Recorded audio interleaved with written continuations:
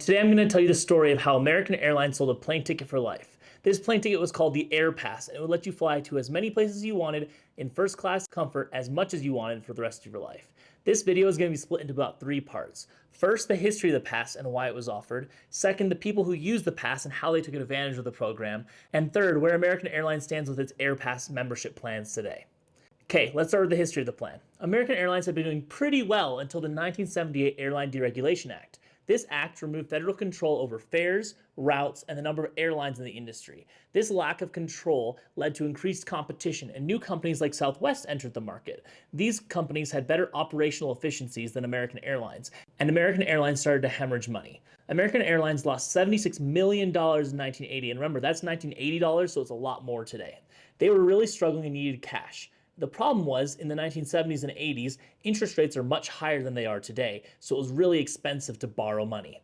American Airlines president Robert Crandall came up with the idea to offer an unlimited pass. He thought that people wouldn't actually use the ticket as much as they spent on it. He thought just like when you go to a buffet and you buy a buffet ticket and you don't eat as much money as you spent, that they'd be able to still make out profitably and get a bunch of money right now. So they sold their first unlimited class ticket for $250,000 and a companion seat for another $150,000 on top of that. That's about $898,000 and $540,000 today. They did end up increasing the price over the years to $600,000 in 1990, which is about $1.36 million today, and $1 million in 1993. That's about $2.05 million today. They eventually canceled the program in 1994. Remember, when they said unlimited, they meant unlimited. No matter where you wanted to go, how far the flight was, how expensive it would be normally, you got to fly there in first class, no questions asked. $250,000 to $600,000 is a ton of money to spend on anything, including a plane ticket. But this price was not enough to offset the amount that American Airlines would lose from all these people flying so much. In the end, about 28 people ended up buying these tickets. People who bought these tickets include Mark Cuban, CEO, owner of the Dallas Mavericks, and member of Shark Tank; Michael Dell, founder of Dell; Willie Mays, a famous baseball player; Dennis Conner, a yacht racer; Leo Hendry, a TV CEO, and many other wealthy types. Everyone used the ticket more than was expected, but some people used it even more. One man even ended up using it to offset his income. His name was Willard May. He would sell flights to make up for the lack of money he made from losing his job. Although everybody used the plane ticket a lot more than expected, there were 2 guys who took it to a whole nother level. These were Steve Rothstein and Jacques Vroom. Rothstein, who lived in Chicago, was a workaholic and consultant who loved to fly. In Rothstein's time with the Airpass, he booked more than 10,000 flights, including 1,000 to New York City, 500 to San Francisco, 500 to LA, 500 to London, 120 to Tokyo, 80 to Paris, 80 to Sydney, and 50 to Hong Kong. Oftentimes, he'd just fly to Ontario because there was a sandwich shop there that he really liked and he wanted a sandwich. He'd even offer random people at the airport free first-class flights with his companion ticket. This was in the day before the crazy airport security we have today, so people could just walk up to the front gate even if they didn't have a ticket.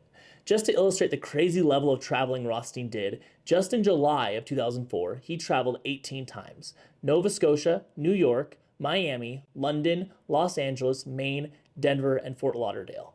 The amount of times you would have to fly in 1 month to visit all these places, you'd be flying every 2 days if you wanted to make that many flights in the course of 30 days. Our second super user was Jacques Vroom. Jacques wasn't super rich like Rothstein was, so he took out a loan for $400,000 at a 12% interest rate. He paid this off over the next 5 years. He thought having the ticket would give him a competitive advantage in life and give him opportunities that he would never be able to have any other way. He would oftentimes fly from Texas to the East Coast just for a son's football game. He'd go to London or France just for lunch with a friend. He'd take his kids on trips so they could be better prepared for their school projects. He flew his daughter to Japan, to Korea, to Buenos Aires. He flew over 2 million miles a year. He got so many free airline miles that he would give flights away to people suffering with different diseases so they could go visit their families. Sounds pretty great, right? Well, things didn't go so well for everyone. Before we get to what happened in the Great Recession, if you think this video has earned it, give it a like. It really helps me out. I'm trying to make fun, educational, business, and personal finance content. So if you have any business questions you'd like answered, put them in the comments below. Now back to the story.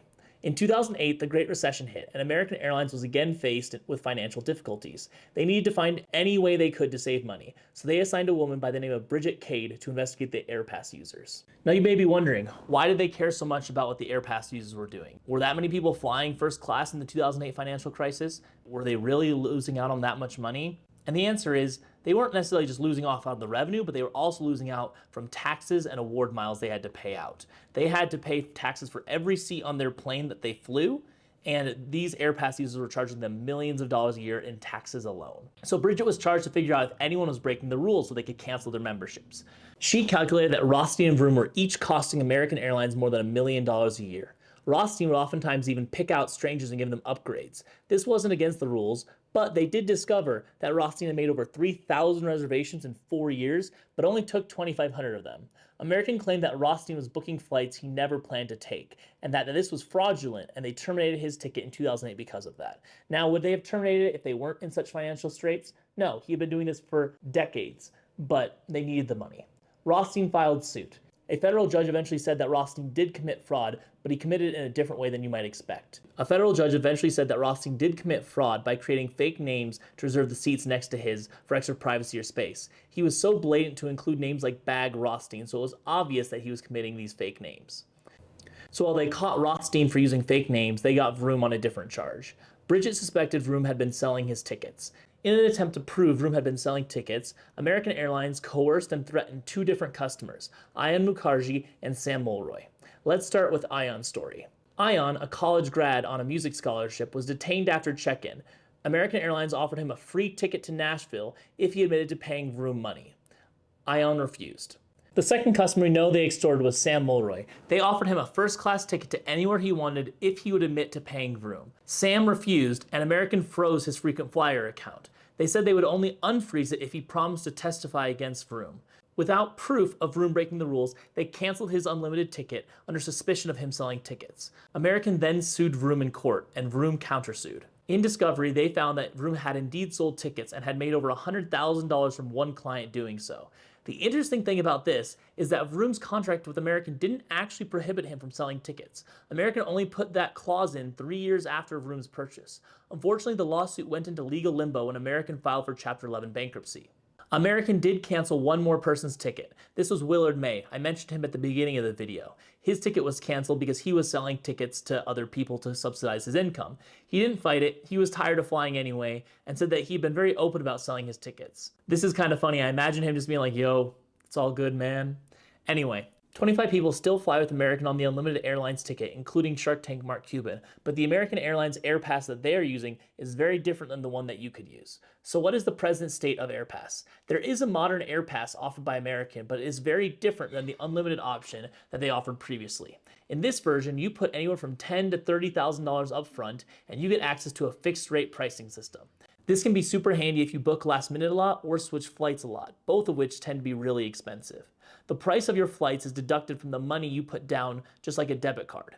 They calculate the cost of your flight by multiplying the distance by 40 cents and a multiple depending on which kind of seat you have, first class, economy, and so on.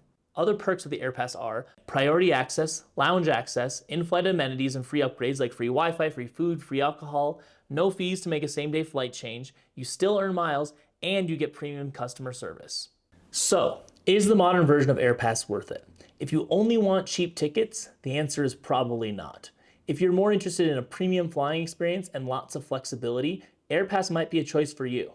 The prices on Airpass are oftentimes higher than if you were to book far in advance, but are much cheaper than if you have to make a last-minute booking or change your flight at the last moment. So, to recap, today we talked about one of the best deals in flying ever offered. 25 people are still flying around with unlimited golden tickets. In my opinion, American was kind of lame for canceling Vroom's ticket. I think Rothstein's a little bit more okay. But what do you think? Do you think Vroom really deserved to have his ticket canceled? On top of all this, we talked about how the modern Airpass really isn't a great deal unless you were a frequent business traveler. Thank you guys so much for watching my video today. It's one of my first and I hope you really liked it. If you have any comments, critiques, or recommendations, feel free to put them in the comments below. I'm really trying to improve and make amazing business content. Thanks for watching. I hope you have a great day.